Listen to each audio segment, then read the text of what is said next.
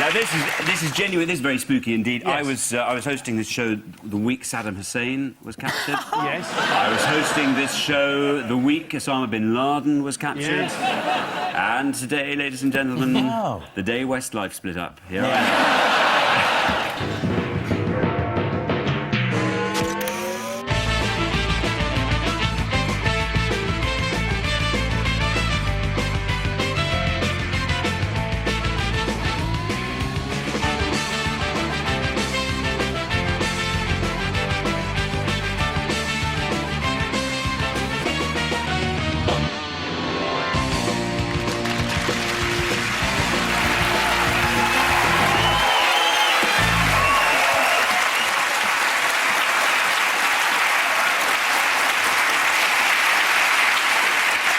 Good evening and welcome to Have I Got News For You? I'm Alexander Armstrong. In the news this week, as news of the demise of Colonel Gaddafi flashes around the world, there's evidence that his team of 20 young female bodyguards may not be out of work for long.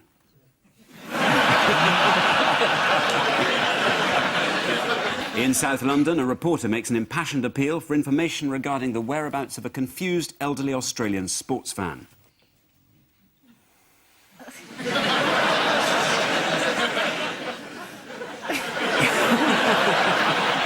And before performing at the O2 Arena, Dame Vera Lynn is less than impressed with the toilet facilities.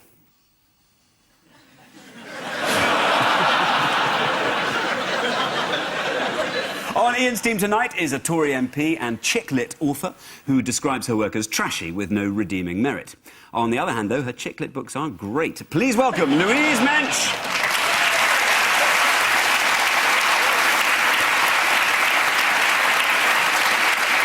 And with Paul tonight is a writer and presenter who recently described BBC executives as soulless bastards, which some might say is a little heavy on the soulless and a little light on the bastards. Please welcome Danny Baker.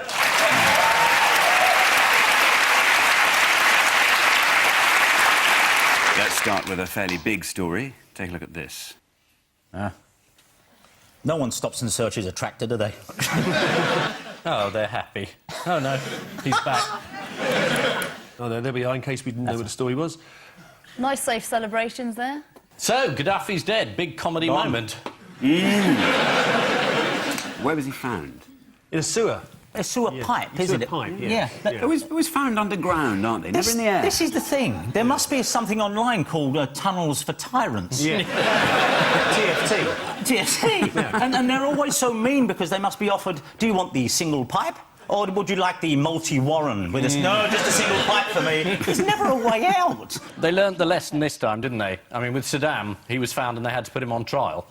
But luckily, this time, he was shot. Yeah, he was shot. So we didn't have to see all the character witnesses turning out for Gaddafi. Tony Blair. Oh, yeah. He didn't even get one last broadcast. I used to enjoy his radio shows. Trip down memory lane. Wasn't it? The Colonel Gaddafi. Lovely way with Link. He used to say, you know, the running dog, treacherous vultures of Washington shall pay for their duplicity in the noble blood of a desert race. And now, for Tracy and all of 35, here's the Beach Boys. Well, cryptically, Al Jazeera started off by saying that a big fish had been found, while a BBC reporter announced the curly-haired one has been detained. But they've got Mick Hucknall. Obviously, there was instant reaction from around the world, including on the Daily Mail website, where the following message was posted by Sean from London. Libya has got rid of its dictator, but when can we get rid of ours?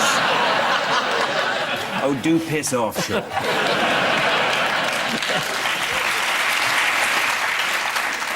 How did the people of Sirte celebrate the news? They fired bullets into the air. It's very dangerous to shoot bullets into the air. It'll come down and kill you. I'm saying I hate to trivialise this, but on firework night, I wonder where the rockets come down. And I think this is the lesson that we could show. Some good could come out of this. Yes. The last bit of the rocket that comes down is a wooden stick. Yeah, well, there you are. You've been impaled. Yeah, you would, yeah. Especially the rocket's still flaming away up there. Exactly, yeah. And it lands on your head and you go to school the next day and you don't know about it. That's how this happened. Yeah, you see, that was a Catherine wheel gone wrong. Do you know what else they were doing in Sirte by way of celebration? Were they dressing up as Gaddafi? Dangerous, I'd have thought. Yeah. Yeah, too soon, too soon. No, apparently the shops were thrown open so people could help themselves to whatever they fancied. A tradition started in Tottenham this summer. And Andrew Mitchell, the International Development Secretary, came in with this. I think David Cameron has been the key person ensuring a new dawn in Libya. Yes, he's the cabinet minister with special responsibility for brown-nosing. This is the death of Colonel Gaddafi. One of the first world leaders to comment was Silvio Berlusconi, who said, "Sic transit gloria mundi." But it turned out he was just trying to say that one of his girlfriends had thrown up in a minibus. That is the oldest joke I have ever heard. It was revealed in the last week Colonel Gaddafi had been hoping to negotiate a safe passage out of Libya with a high-ranking British contact. But for some reason, Adam Werrity never turned up. So Ian and Louise take a look at this. Oh, he's That is not the bitter. former Defence Secretary. Oh. So it's a wrath of something flashing over the Cabinet Office, and there's Gus O'Donnell looking scary. Diary. Rather empty now. But he's gone. Dr Fox resigned, and he's got a £17,000 payoff. David Cameron says, we've got to put this story behind us. Forget about it. It was embarrassing, it's over. And what's wrong with that? And what's wrong with that? It isn't. Isn't it? Not if I could help it.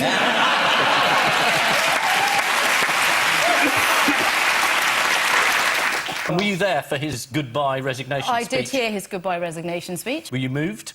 I was moved, especially when he thanked his wife and the people around him that were targeted by the media. I was moved by that, yeah. Yeah. Did you think, God, the media, they're to blame? I didn't think they were to blame. I didn't think the Because if it media... hadn't been for the media, he'd still be in his job. I thought that there were legitimate things that the media asked and totally illegitimate things that the media asked. Which ones were they? The innuendo about his personal life. He said he'd blurred his personal and professional life, so presumably we were entitled to ask about the personal life.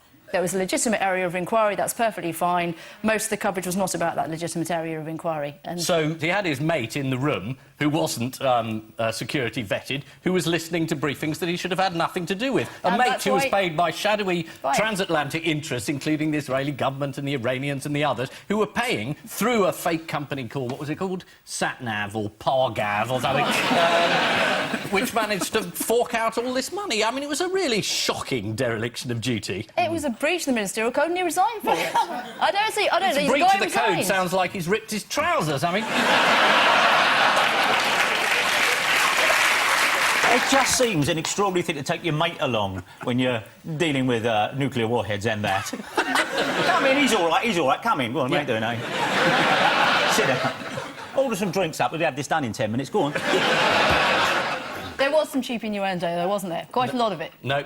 There was no cheap innuendo at all. If Adam Werrity had been a young girl, 70s younger than a minister, who'd he'd met at a university, put in his own house, given a job, stuck with him and taken on holiday to a 4-star hotel, then you'd have seen some proper innuendo. So you're saying Fox resigned because he did something wrong? Or did he? Here is his colleague Peter Bone, MP, on Newsnight. Why not just accept the obvious, that because But he of the resigned because he did something wrong. Absolutely not. He resigned because he did something right. He resigned, yes, because he did something right. So who's taken over at Defence? Hammond. Hammond. Yeah, no, me neither. Most of the papers described him as a safe pair of hands, although The Independent went with reassuringly boring. I think if Fox's name hadn't been Fox, there wouldn't be any sympathy. 'Cause, I mean, everyone could say, oh, Fox was hounded. And the fox was hunted. What if he'd been called Dr. Liam Piranha? Dr. Liam Vampire Squid. I think we'd have had a more accurate representation. Well, David Cameron said that he felt ministerial rules needed to be tightened. I think perhaps what he meant was followed. So political lobbying is in the spotlight again after the Fox affair. David Cameron's been fairly outspoken on this issue for a number of years. Anyone know what he said previously about lobbying? He said it was the next big scandal. He said it had to be sorted out. Absolutely. He said And he has. And we are sorting it out. We're bringing in a register of lobbyists. It was recommended in 2009 by the Select Committee. Labour said, no, we're not doing it. We want voluntary. Ed Miliband voted against it. 2006, we're going to bring it in. Let sunshine win the day. Who's competing against sunshine for the day? Let sunshine win the day, so who is sunshine competing against for the honour of the day? I think the night. The night can't compete for the day. Well, it can try. Its hours are completely different. But you need sunshine to win the day. But this isn't your most controversial policy, is it? Is it not? Sunshine's better than the night time.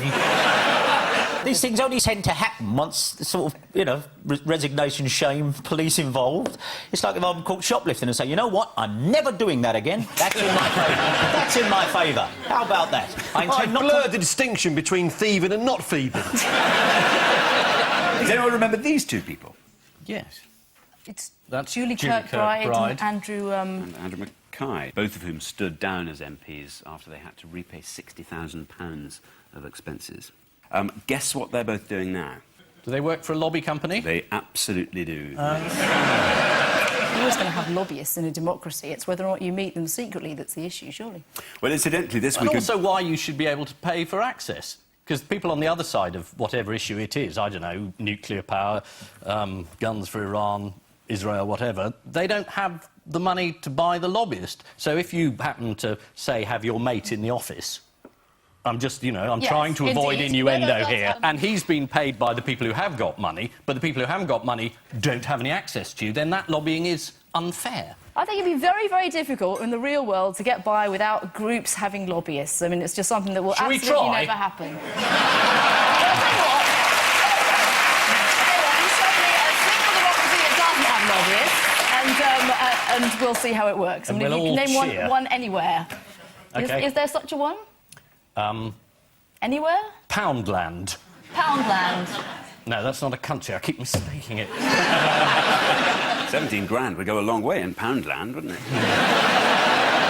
So who has benefited from Fox's fall from grace, apart from Philip Hammond? I think we all have.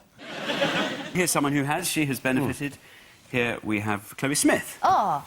And there's been a sort of mini reshuffle, and she has got the job of Economic Secretary to the Treasury. How old is She's 29. If you're good enough, you're old enough. Is that a bit annoying? No, not at all. Here's another youngster, one of your coalition colleagues, in fact, Louise. This is Sarah Tever. Let's see her going down a storm at the Lib Dem conference this year. I thought I wouldn't keep you for too long tonight because I want to get back to my hotel room to watch Strictly. Do you watch it? Of course you do. I heard, though, that they've got Peter Hain booked for the next series. He's doing the tango. Or has he been tangoed? But going back to George Osborne, I heard that he's quite keen to get on the show as well. He wants to do a line dance. Probably damages my efforts at ever getting anything through the quad ever again, but never mind. Oh, she seems fun. Another beneficiary of the distraction provided by the Fox debacle was Oliver Letwin, or as the Mirror called him, gaff-prone millionaire buffoon Oliver Letwin. So what has gaff-prone millionaire buffoon Letwin been up to? He was found in a park throwing away papers, which the Mirror said they were secret papers, but apparently they weren't secret and weren't classified, but Oliver was throwing them away in a bin. It was all harmless, was it? It was all nothing. Fox has meetings abroad, and there's nothing in those that his mate heard. There's nothing in these papers. What do your mob actually do? My uncle lost his job for doing his work in the park. Mind you, he was a gravedigger, so you could see the trouble the council had with that. Amongst the dumped papers was a copy of a letter between MPs Andrew Tyree and Malcolm Rifkin. Did anyone see how that began, that letter? Don't let Oliver Letwin see this, he'll throw it in the bin. It said, your letter is marked personal and confidential, which, of course, I shall fully respect. Although gaff-prone millionaire buffoon Oliver Letwin probably won't. A spokesman said Mr Letwin does some of his business in the park. Is that what Fleet Street calls a scoop? But Letwin has apologised. Yeah. I do apologise because I do understand that constituents may feel that I shouldn't have allowed their papers to be in that bin. He shouldn't have allowed it. The papers were going in the bin, he saw it, but he allowed it. think, separated from him. I saw this happening, I couldn't believe it, but I allowed it. Cameron's spokesman was very quick to react. He said the Prime Minister's view is that Oliver Letwin does an excellent job. He continues to have his full support. Uh-oh. And last week, Cameron said, Liam Fox has my full support. He is doing an excellent job. Bye, Ollie. I can't help thinking that they're just characters in a Dickens novel. It's my problem. Who? Have you met Mr. Werrity? Ah, he's the Dr. Fox.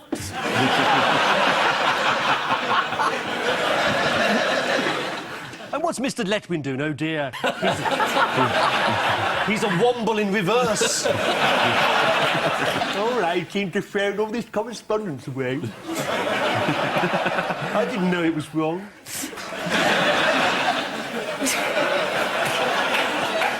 And your fellow MP and coalition partner, Mike Hancock, has been in the news again. He has. This week. Debonair Mike Hancock, stalwart of the Defence Select Committee, stepped down from it this week after it was revealed that a young lady with whom he had been having an affair might have been a Russian spy.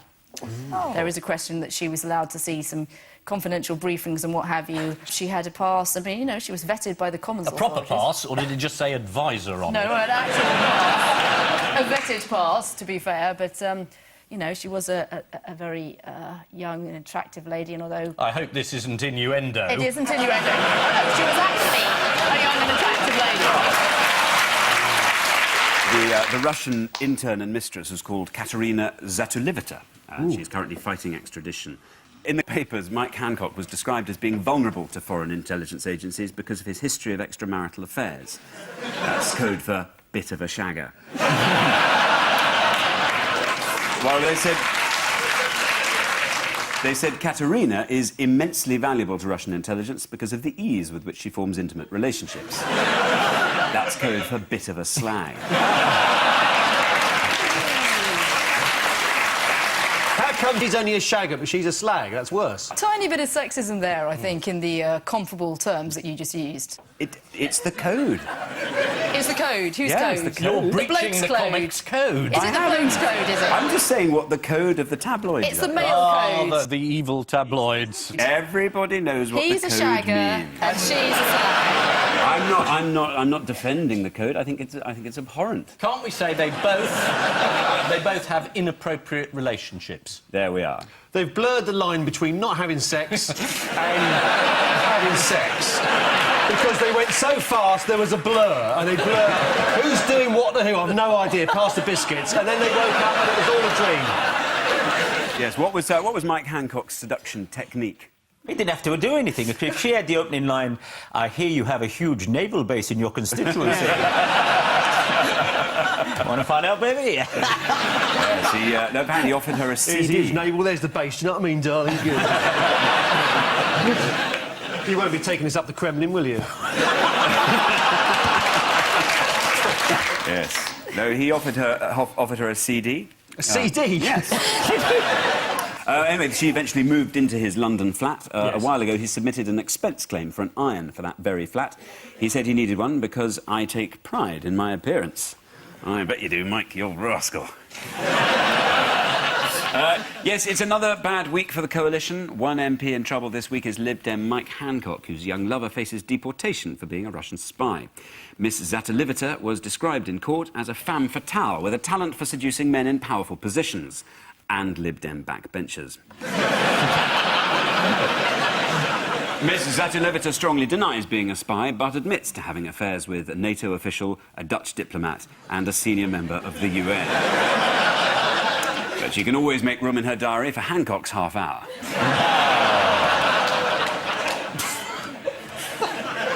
It's alleged that Miss Zatulivita had an affair with an MP in order to obtain government secrets, though if that was all she wanted, she could have just gone to a St James's Park bin.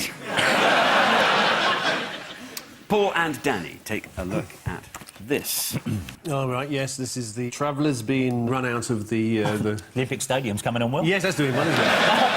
And the Olympic rings are only 3 turned up. Yes, that is the demolition of part of the Dale Farm travellers' site near Basildon. It has been reported that several people have been tasered. Obviously, many Essex residents thought this was a new beauty treatment, so... It's about 10 years this has been going on, and they've spent 18 million quid, essentially, on what's something like 40 families. I mean, it's the most staggering waste of time and effort. People said, I can't believe this much money has been spent on what should be given all the other problems, something a bit soluble, really. Or at least, you know, in the modern way, turn it into some kind of show. The caravan being evicted this week is. What's the other protest that's been going on peacefully? Peacefully, so far? that's the protest outside St Paul's against the terrible world economy. They may have to close it I think down. they've already had to close the shop and the cafe. Oh, OK. What's happening to religion? I know. They were protesting against the stock exchange, but they couldn't camp outside there, and then St Paul said, all right, you can camp here. Although it was quite amusing to see the longest queue ever for Starbucks in the history of the world in that square at a protest against capitalism. Well, the papers have asked how long the protesters were planning... Papists? The papers. Oh, papers! This is papers. They're outside St Paul's. The papers have asked how long the protesters are planning to keep up their howls of anger against corporate greed and inequality. How did they reply? Forever.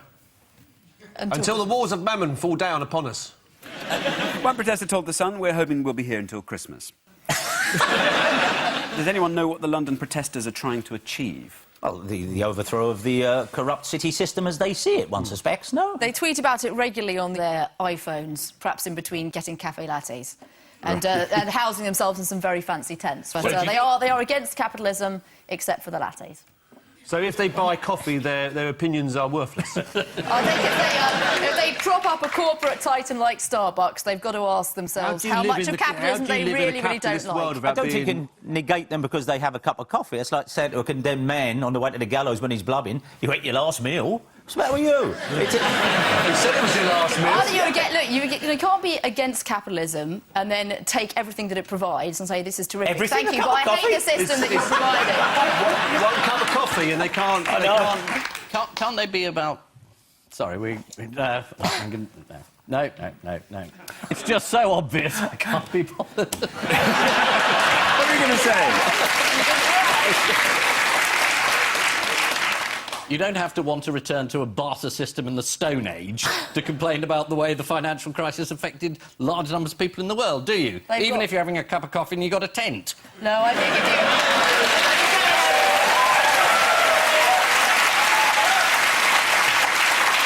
You really can't get up there and say capitalism is crisis and then enjoy everything it brings and revel in it and relish it. You keep saying everything. They had a cup of coffee. That's not everything. Well, according to The Guardian, the protesters have a number of targets, but their ambition is to stamp out greed and world poverty. They're hoping to set up a visitors' centre and an outreach group to spread the message. Right. Well, that sounds really effective. Much better to get some lobbyists in. What did Matthew Watkinson, an extra from Downton Abbey... If he's drunk coffee, I'm not interested. Just not interested. He's worthless. His opinion is of no value at all. What a rich if I TV can smell star. espresso on your breath, get out of here. Matthew Watkinson, an extra... Downton Abbey? From Downton Abbey. Is he upstairs or downstairs? I don't know. Because that'll make a difference He to could what be both. he said. He could be both. He could be saying, yes, my lord. Or it could be saying, hello. I've not yet seen it. I now don't need to. That's it. That's the whole roughly plot. it. Have you not seen Downton Abbey? No, I was on tour when it was on last time. And this time, missed it. You blurred the line between watching it and missing it. You blurred that line. Anyway, Matthew Watkinson, for what it's worth, he told the Mail about why he was at the protest camp. He said, I was a vet for 8 years. There's a lot of greed in vets. That's why I stopped. Right, yes. Which bigwig has been moving among the crowds in the city protest? Well, yes. Julian Assange, isn't it? Yeah, Julian Assange. Oh, is he? Yeah, with one of those... Yeah, all right, they've made some mistakes. Julian Assange. Oh, yeah. Yes, he was moved on by the police. According to the Mail, Assange, who is contesting a charge of sexual assault, was wearing a black hooded cape and a mask. Not really helping his case, is he? No. So how are they going to fix things? They're not. They're Very incoherent. marshmallows. They don't know. They're just protesting. Well, they don't. But if anyone can come up with a solution, obviously, to the global financial crisis, there's a prize of £250,000. Oh. Lord Wolfson has put up a prize. Guy who runs Next. Yeah, I should say it. £250,000. Go to Poundland. Yeah. It's in. OK, just to cheer everyone, who'd like to see a robot playing a piano? Yeah! Let's see if we're playing the piano. Yeah, let's. Hang on a second. That's not... That's just a pianola with a... Yeah, exactly. With a, you know, bunch of... That's fine. It's not Julian Assange, is it?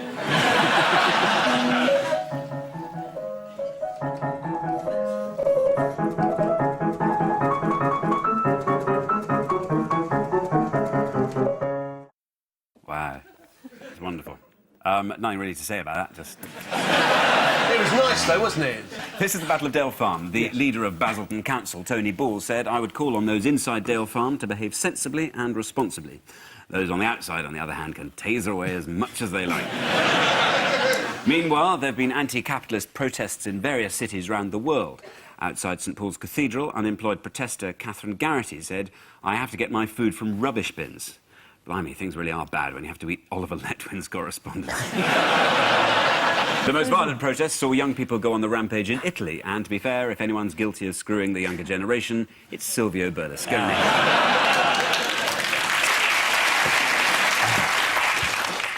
And so to round two, the strengthometer of news. Fingers on buzzers, teams, for here is the first one. Strengthometer.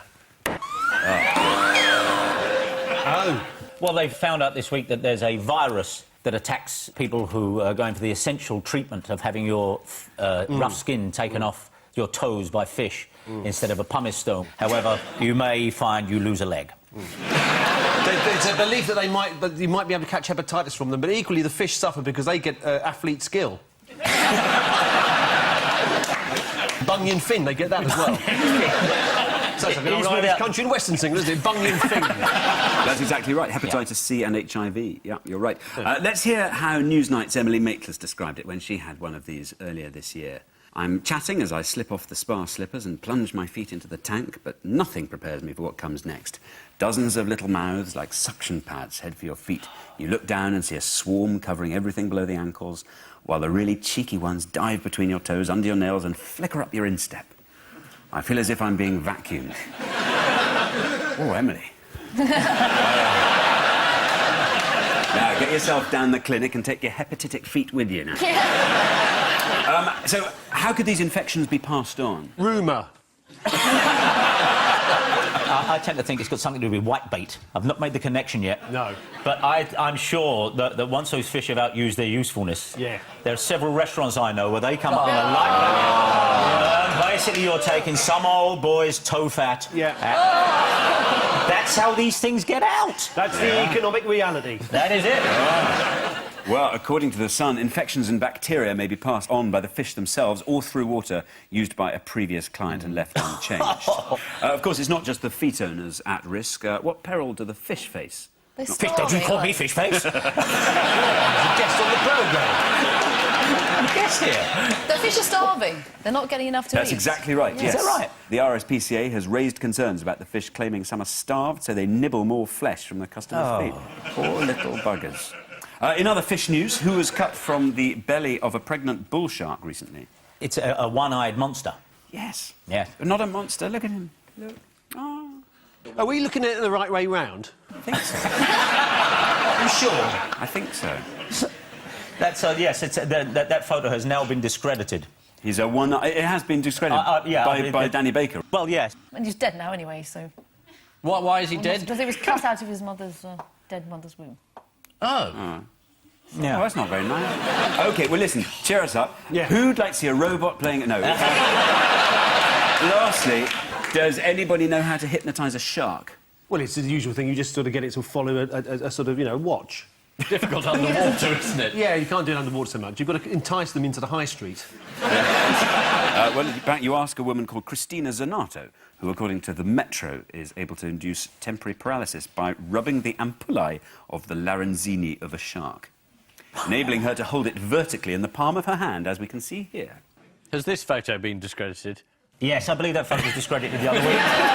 It's extremely bright for It a, is, pho- for for a underwater. photograph taken underwater. Suspiciously flat bottom there as well. Well, she can't help it. But I mean, I turned on the telly the other day and you were asking a man to guess what the fish was as it was slapped round his face. Panorama's gone downhill. Was that Panorama you were doing? Yes, yes. It was Panorama. Wow. He was rubbish, wasn't he? Didn't get He any was of them right. useless. He couldn't guess any of them. Why, did he say he could guess... He reckoned he could, yeah, by being slapped by a fish. With a blindfold. Why would the fish have to be blindfolded? I mean, This is the story which made the front page of The Sun under the headline Fish Foot Spa Virus Bombshell. Also, as it happens, the somewhat surprising sequel to Tinker Tailor Soldier Spy. Fingers on buzzers, teams. well, it seems fairly self-explanatory there. This is about people changing their names by deed poll. And we lead the world in it, don't we? Yeah. Yeah, I think I'll give you that. This is the news that 60,000 people a year now change their names by deed poll, compared with just 197 in the year 2000. Oh, I've just noticed why he's changed his name, so he can call himself Brad Pitt. Yeah, I'm sorry, it's a bit slow. It's absurd because you're Brad Pitt and then in 2 years a star comes out of Hollywood called Matt Rudd. Yeah. Just hang in there, it'll come round, there's enough of them. James Stewart. James Stewart. Stuart Granger, that was his real name, James Stewart. Changed his name. Michael Douglas, Michael Keaton, the actor Michael Keaton's real name is Michael Douglas, but Yeah. Michael Douglas's real name isn't Michael Douglas. Yeah. It's Emily Pankhurst. Emily Pankhurst, that's right. The process has been dramatically simplified. 10 years ago, it was very complicated. Now all you need is 33 quid and a few minutes to fill out the form. Can anyone remember any exceptionally hilarious names people have changed their names to by deed poll? No, we can't think of anything hilarious. That's not what we're here for. Yeah, I mean, I've come here to read the meter. I don't know why it's taking so long. There's Asda worker Greg Lewis, who went for Dr. Pasty Smasher Omelette. And Liverpool fan Sean McCormack, who changed his name just before Christmas last year to Fernando Torres. For Torres to move to Chelsea a few months later. Now, what came as a bit of a surprise for Dr. Pasty Smasher Omelette? There was somebody else by that name. Can't Yeah, be. he said when he found out that he had really officially changed his name, he was quite surprised. He said, I have to be honest, I thought because I was changing it on some website it wouldn't be real. Then I got a letter confirming it. See, he's too stupid to be a doctor. Yeah, bang the thing with the hammer again. We've had enough of this one. Yeah. But apparently some people choose... I'm just Get me get with the through hammer. I've these. had enough of this programme. I would. Apparently some people choose to fuse their surnames when they get married. Yes. So Michael Pugh and his fiancée Rebecca Griffin fused their surnames to become Mr. and Mrs. Puffin. Of course. They told the Telegraph, we won't change it back, our children will be Puffins too. Yeah, until they can manage to scrape together 33 quid and put it in the forms. Sometimes changing your name can involve changing just a vowel. For example, our very own Paul Martin became Paul Merton, David Williams became David Williams, and Brian Cant says it's the best 33 quid he ever spent. Time now for the odd one out round. One between you this week. The four are 25 Chilean miners, Katie Price, Little Grace Murdoch, and Jesus. Oh! Straight in there, Louise. I think this is all to do with the Holy Sacrament of Baptism in the Jordan, perhaps. There is little Grace Murdoch, who was baptised in the Jordan. Tony Blair was her godfather. And there's Katie Price, who wasn't baptised in the Jordan, but her name is Jordan, so I think it's Jordan. That's exactly right. Very, very well done.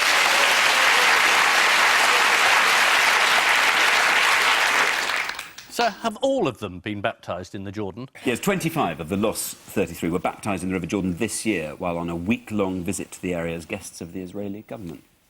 Shall we have a quick look at the miners on their way to the baptism? There we are. I reckon a few of those, if they were stuck down a mine now, could survive quite a long time. They'd have to drill a slightly wider hole to get them up. Grace Murdoch, daughter of Rupert Murdoch, was baptised on the banks of the River Jordan in April 2010. Hello magazine had a field day. They had pictures of the big day. We can't show you the photographs, obviously, because Hello won't let us. We can set the scene, if you like. Right. Excellent, if you will. Yeah, well, Hugh Jackman was there, Nicole Kidman was there, and, of course, you said it, the Godfather Tony, But in 19 pages of photographs, there wasn't a single photograph of Tony Blair. Which is spooky, which suggests he is in many ways otherworldly. So how did it come out, this story? Murdoch's wife blurted it out in an interview. That's right, with suddenly Vogue said- magazine. Got to feel a bit sorry for Vogue because they did that interview with Wendy Dane before she had a global moment of fame, leaping up to defend her husband at the Select Committee. Of course, when you were there. I was. And What was that like? You were about to nail him. I mean, you'd actually got there, and then someone got up and shoved foam in his face. But it was a terrific PR for the Murdochs. Well, it was an amazing scene, wasn't it? It was Johnny Marbles, and then Rupert lost his marbles, sitting there going, I don't remember anything. He's an old man. So He's an clearly old man. He is an old man. No sympathy for protesters. Rupert Murdoch, oh, he's old. Tony Blair, just to go back to him for a moment, according to Wendy Deng, he is one of Murdoch's closest friends. Closest friends. Oh, I couldn't imagine what those words would look like until I actually saw them. I didn't know what was going. Closest friend. What does that mean? Is that an onion on a plate? What's going on? Is that a geranium inside an elephant? I don't get it. What's the closest friend? What friend's close? Or how close? Brevity close? I mean, how close is this closeness? On to Jordan. Katie Price this week was addressing the Oxford Union, but only managed a record-breakingly feeble speech of just 8 minutes. She did, however, spend an hour answering questions from Oxford University's finest minds. What sort of things did they ask? Who booked you? Well, according to The Star, rugby player Alex McDonald, 21, asked her, "Who has been your best lover?" To which Jordan replied, "It could be you. You look really fit up there. Buff. I bet you're too young for me. I'm a MILF. I'll eat you for breakfast." Did you have a similar exchange with Margaret Thatcher back in 1917? And finally, Jesus Christ, obviously, naturally, one of the very first to be baptised in the River Jordan. He's not necessarily one of the first. It's quite common baptising people in the Jordan. That's why he was baptised there. Yeah, I mean, caught on because Jesus did it. Why, there was a person called John the Baptist, I suppose, yes. He changed his name by deed poll. Henry the Butcher. Well, yes, they were all baptised in the River Jordan, apart from Jordan, who wasn't. The news that Tony Blair is godfather to Rupert Murdoch's daughter was revealed this summer. Tony Blair would have given a speech at his goddaughter's baptism, but not even Murdoch has that kind of money. Israel recently opened a new baptism site on the banks of the River Jordan, before which the area had to be cleared of landmines. No wonder Jesus walked on the water. Time now for the Missing Words round, which this week features as its guest publication, Bin Bulletin. Specially designed to go straight in. And we start with, here's your lost bag, but what? But whose head is that?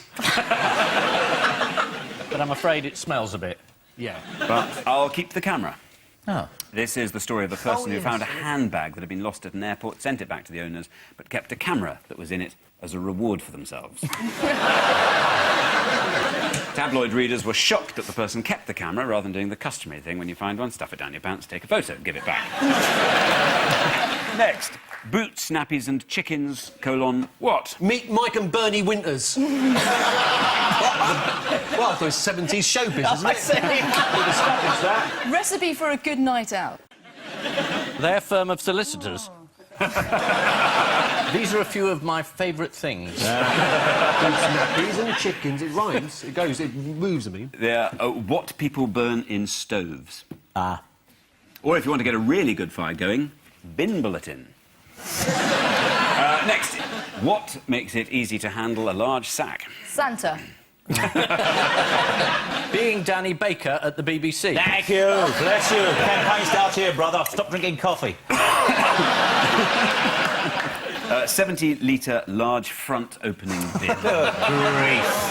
Good grief. Next, Scrabble player what after letter G goes missing at World Championships? Physically violated. Utted. Yeah. Utted. That's what it is. He was utted. He was utted. Yeah. Demands strip search of rival. England's Ed Martin was accused of hiding the letter G. His opponent demanded that he should be given a strip search in the toilet. When they got there, all they found was a Q.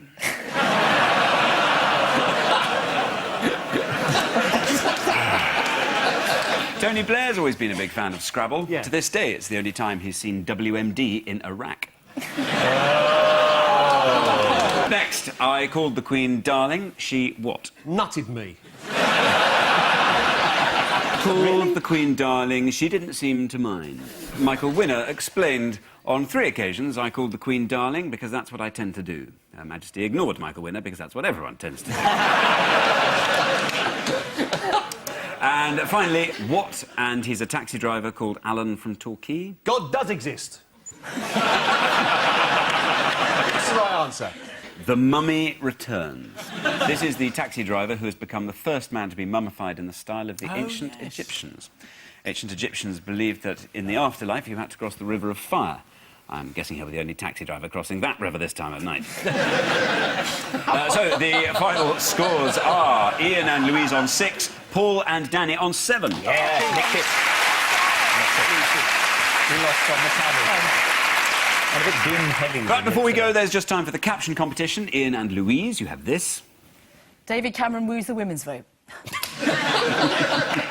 Mrs Thatcher attends Dr Fox's birthday party.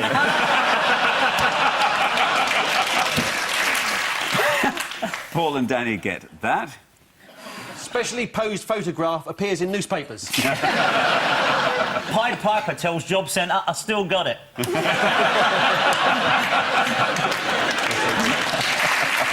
On which note we say thank you to our panellists in Hislop and Louise Mensch, Paul Merton and Danny Baker. And I leave you with news that there's a worrying sight for Michael Jackson's doctor as he arrives for his LA trial.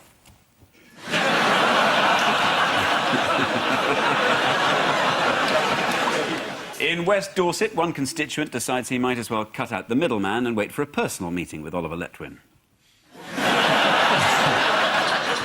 And returning home from a friend's stag night, Eamon Holmes loses his front door key.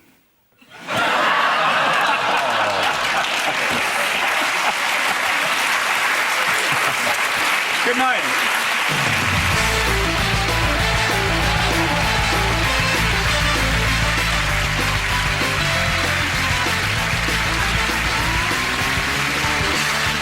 You've got the questions, but does he have the answers? Ask Rod Gilbert, next here on BBC One.